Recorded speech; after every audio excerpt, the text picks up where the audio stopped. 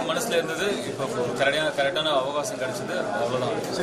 Sir என்ன மாதிரி feel பண்றீங்க சார்?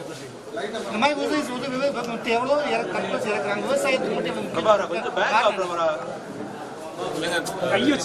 விவசாயிகளுடைய முக்கியத்துவம் வந்து நான் சொல்ல தெரியணும்னு இல்லை. நிச்சயமா நாட்டுடைய முதுகெலும்பு சார். டெல்லியில பாத்தீங்கன்னா இன்னைக்கு விவசாயிகள் போராடி சூழ்நிலையில இல்ல நம்ம நீங்க கொடுக்குற இந்த நலத்திட்டம் விவசாயிகளுக்கு ரொம்ப உதவிகரமா இருக்கு. அதை பத்தி நீங்க என்ன சார் நினைக்கிறீங்க? அரசே கண்டுக்கிற நேரத்துல ஒரு தனி மதியம் பெரிய விஷயமா இதை பேச வேண்டாம். உதவியா இருந்தா ரொம்ப சந்தோஷம். தனுஷோட நிகழ்ச்சி அந்த முதல் கட்ட விதை அடுத்து தொடருமா? நிச்சயமா என்ன மாதிரி வேற திட்டங்கள் இப்ப உதவிட்டு கொடுத்துருக்கீங்க அந்த குடும்பத்துக்கு தத்தெடுத்து இல்ல அவங்களுக்கு கல்வி வளர்ச்சிக்கு ஏதாவது?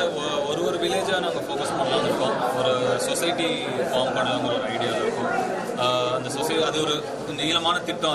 அது இப்போ இது ஆரம்பம் தான். நிச்சயமா ஒரு 4-6 monthsல ஒரு வில்லேஜாக ஃபோக்கஸ் பண்ணி ஒரு சொசைட்டி ஃபார்ம் பண்ணி அந்தந்த வில்லேஜோட ஃபார்மர்ஸ் ஹெல்ப் பண்ணி அவங்க எவ்வளோ தூரம் டெவலப் பண்ணுறதுக்கு ஹெல்ப் பண்ணலாம். எப்படி அவங்களுக்கு பேசிக்காக அவங்களுக்கு ஈஸியாக எப்படி ஆக்குறதுங்கிறதுல தான்.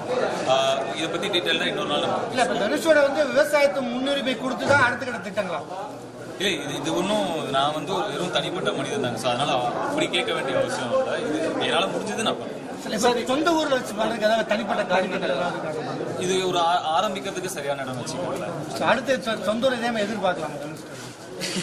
என்னால் முடிஞ்சது தேங்க்யூ சார். இதை பற்றி விவசாயிகள் பற்றியில் அவங்களுடைய ஒப்பீனியன் எப்படி சார்? நீங்கள் இப்போ பண்ணக்கூடிய இந்த உதவியை பற்றி விவசாயிகள் மத்தியில் எப்படி சார் ஒப்பீனியன் அவங்க எப்படி சார்? Help okay.